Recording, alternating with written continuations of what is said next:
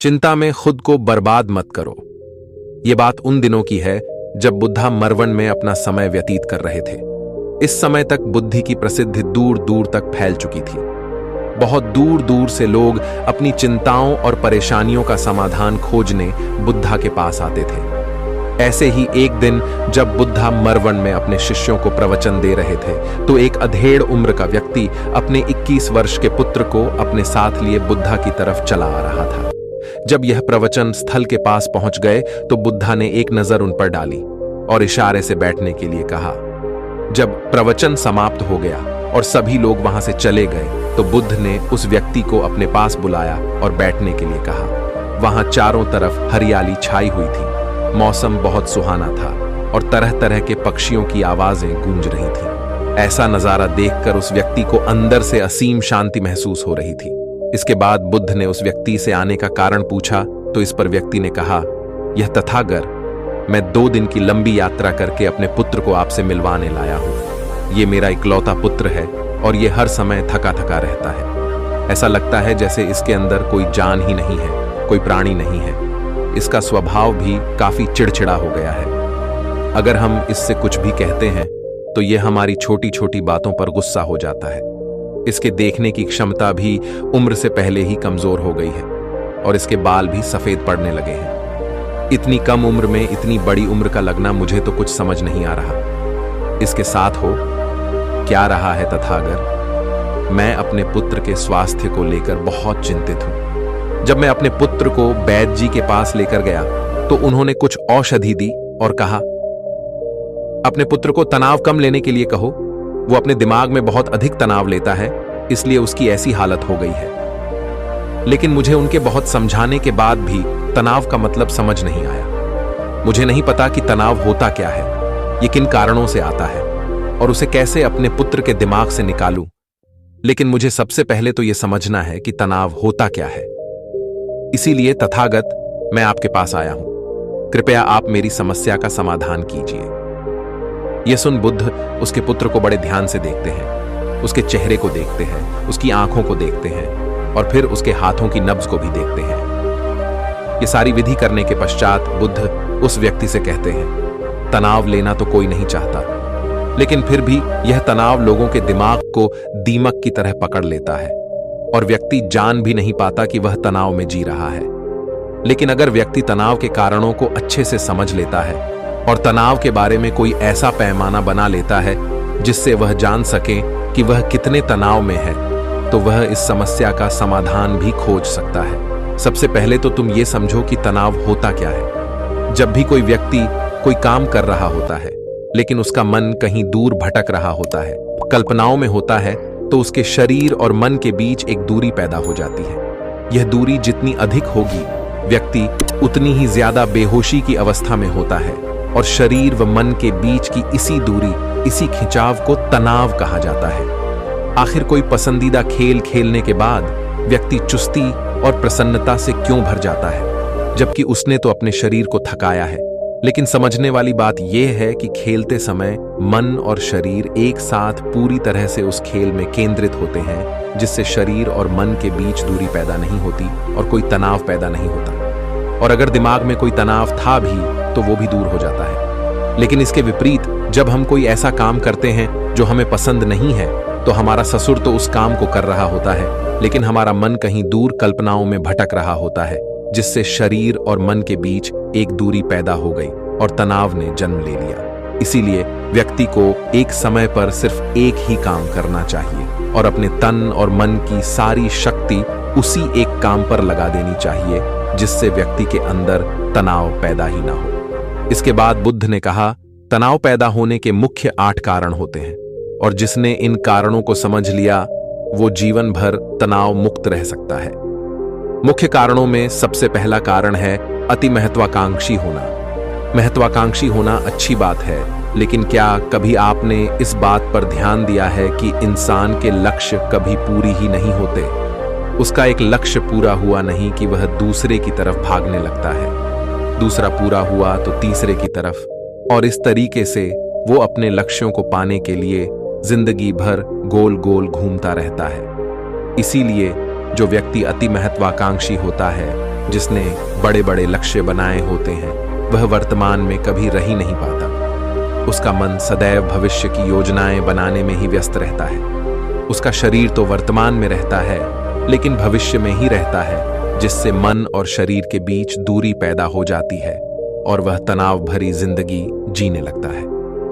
बुद्ध के मुंह से यह बात सुन उस लड़के ने कहा, बुद्ध, तो फिर इसका मतलब है कि हमें लक्ष्य नहीं बनानी चाहिए, क्योंकि लक्ष्य बनाना भी तो महत्वाकांक्षा ही है। इस पर बुद्ध ने कहा, जीवन में लक्ष्य बनाना कोई गलत बात नहीं है, लेकिन समस्या तब उत्पन्न होती है जब वो अपना पूरा ध्यान उस लक्ष्य से मिलने वाले परिणाम पर ही लगा देते हैं और उसके परिणाम की चिंता करते रहते हैं।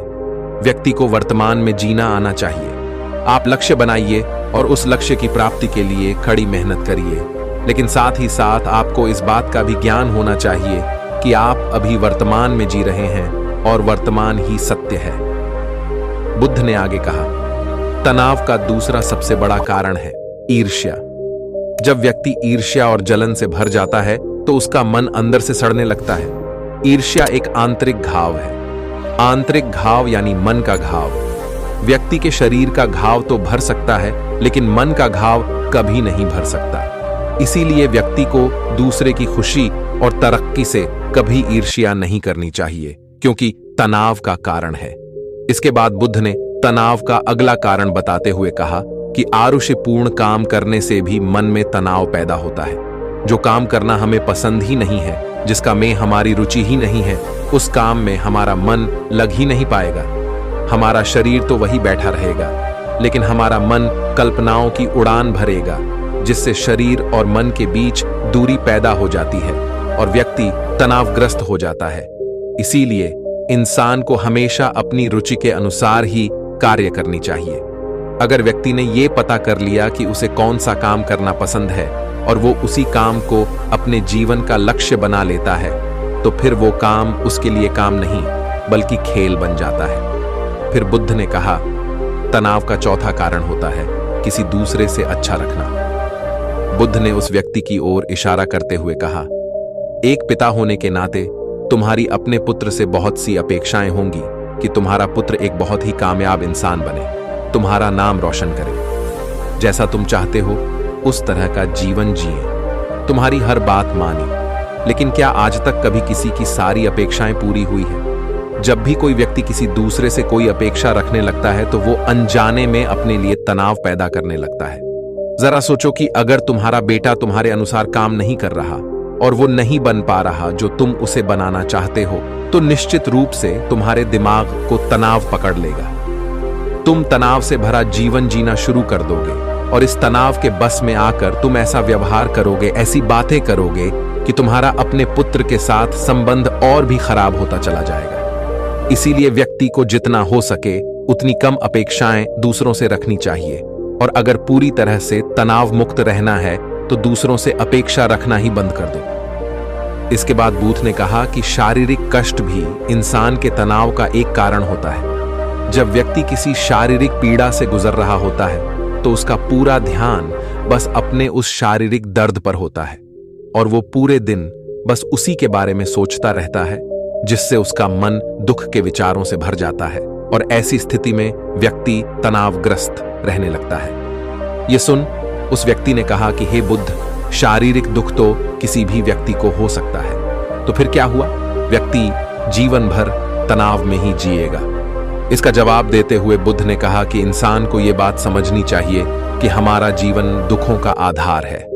जैसे जैसे हमारा जीवन आगे बढ़ता है, इसमें दुख आते हैं, बीमारियां आती है और फिर अंत में मृत्यु भी आती है। तो बीमारियां इंसान के जीवन का अभिन्न अंग है, कोई इनसे बच नहीं सकता। बस किसी किसी के जीवन में ये समय से पहले आ जाती है तो किसी के बाद में पढ़ाती सबको है। जब इंसान का मन इस बात को अच्छे से समझ लेगा तो फिर वह अपनी बीमारी के बारे में सोच सोच कर ज्यादा तनाव नहीं लेगा, क्योंकि यह हमारे जीवन का अभिन्न हिस्सा है और इसके लिए व्यक्ति को शारीरिक रूप से भी अभ्यास करते रहना चाहिए। अपने जीवन में व्यायाम और स्वस्थ जीवन शैली को भी जगह देनी चाहिए ताकि उसका शरीर लंबे समय तक निरोगी रहकर सही से काम कर सके। तनाव का अगला कारण होता है अपनी योजनाओं को समझने के लिए समय न देना। कुछ लोगों के दिमाग में कोई विचार आया नहीं है कि वो बिना सोचे समझे उस पर काम करना शुरू कर देते हैं, और जब उस काम में उन्हें असफलता मिलती है तो वह तनाव से भर जाते हैं, क्योंकि उन्होंने उस काम को शुरू करने से पहले उसके बारे में पूरी जानकारी इकट्ठा नहीं की थी। इंसान को कोई भी काम शुरू करने से पहले उसके अच्छे और बुरे परिणामों के बारे में ठीक से सोच विचार कर लेना चाहिए। इंसान को इस बारे में भी सोच लेना चाहिए कि अगर ये योजना सफल नहीं हुई तो फिर इसके बाद मैं क्या करूंगा। इसलिए व्यक्ति को अपनी योजनाओं को ठीक से समझने के लिए पूरा समय देना चाहिए, ताकि बाद में उस योजना की वजह से तनाव पैदा ना हो। तनाव का 7वां सबसे बड़ा कारण होता है टाल मटोल करना, आज के काम को कल पर टालना। आप लोगों ने यह कहावत तो सुनी होगी कि आलसी इंसान के शरीर का सबसे बड़ा शत्रु है। इंसान आलस्य की वजह से आज के काम को कल के लिए टाल देता है और फिर काम को टालना उसकी आदत बन जाती है। काम को कल पर टालने वाले व्यक्ति का काम कभी भी समय पर पूरा नहीं हो पाता, और अगर किसी तरह से पूरा हो भी जाता है तो वह उतना अच्छा नहीं हो पाता जितना अच्छा उसे किया जा सकता था, और फिर यह बात व्यक्ति के अंदर तनाव पैदा करती है। लेकिन काम को टालना या काम को एकदम अंत समय पर करना एक आदत है, इसीलिए व्यक्ति ना चाहते हुए भी बार बार अपनी इस आदत का शिकार बन जाता है और काम को टालता रहता है, और फिर जब काम की समय सीमा पास आ जाती है तो वह तनाव से भरकर काम को पूरा करने का प्रयास करता है। इसीलिए तनाव मुक्त रहने के लिए व्यक्ति को काम को टालने की आदत छोड़नी पड़ेगी, और यह तभी संभव है जब व्यक्ति काम को समय से पहले खत्म करने का निश्चय करे। सबसे आखिरी और सबसे प्रमुख कारण जो तनाव का होता है वो है ज्यादा सोचना। लगातार सोचते रहना भी एक बीमारी है, और यह उस व्यक्ति में सबसे ज्यादा पाई जाती है जो कपोल कल्पनाएं करता है, जो अतीत की घटनाओं और भविष्य की बातों के बारे में सोचता रहता है, जो बेवजह के अनुमान लगाता रहता है। इसीलिए व्यक्ति को ज्यादा सोचने की आदत पर लगाम लगाना चाहिए। इसके लिए जितना हो सके खुद को काम में व्यस्त रखना चाहिए, और हर दिन ध्यान का अभ्यास करने को अपने जीवन का हिस्सा बना लेना चाहिए।